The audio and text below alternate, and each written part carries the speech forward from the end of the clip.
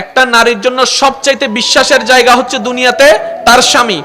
একজন নারীর জন্য সবচাইতে দুনিয়ার ভরসার জায়গা হচ্ছে তার স্বামী। একজন নারীর পৃথিবীতে সবচাইতে অন্তরের মধ্যে সবচাইতে ভালোবাসা পৃথিবীর বুকে তার স্বামী। আর একটু জোরে।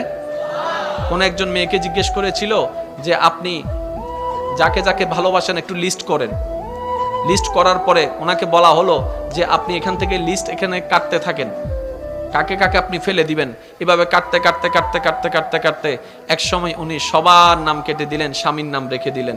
তো জগৎ প্রশ্ন করলো, আপনি এটা স্বামীর নাম রাখলেন কেন?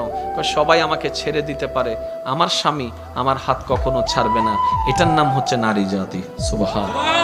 আপনি একটু খেয়াল করে দেখেন না, আপনি আমি নিজের এলাকা ছেড়ে যদি কোথাও যাই ৩-৪ দিন পরে কিন্তু আর ভাল লাগে না। কথা বলেন।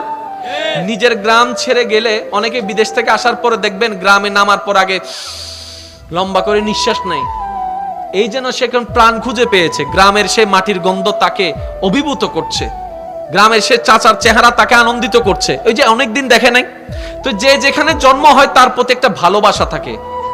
আমাদের মা বোনদেরকে দেখেন, যেখানে জন্ম হয়েছে, যেখানে ছোটবেলা থেকে বড় হয়েছে, যে উঠানে খেলেছে, যে ঘর ছেড়েছে, যে ঘরে খেলেছে, যে ঘরে থেকেছে, যে পরিবারে বড় হয়েছে, হঠাৎ করে একটা প্রস্তাব আসলো, অচেনা এক পরিবারের মধ্যে চলে যাচ্ছে, অচেনা একটা পরিবারের মধ্যে চলে যাচ্ছে, অচেনা এক সমাজে চলে যাচ্ছে। জীবনও কোনোদিন থাকে নাই সেই ঘরে, ওই ঘরে চলে যাচ্ছে। দেখে নাই কোনোদিন মানুষটাকে, ওই মানুষের ঘরে চলে যাচ্ছে। এবার একজন মানুষ হঠাৎ করে এইরকম সিচুয়েশন কিভাবে কমপ্লিট করতে পারে, অবাক লাগে। মনে রাখবেন, আল্লাহ তাআলা যদি আমাদের মা বোনদেরকে ধৈর্যের পাহাড় না বানাতেন, হয়তো এই পৃথিবীতে পরিবার নামটা থাকতো না, সংসার নামটা থাকতো না।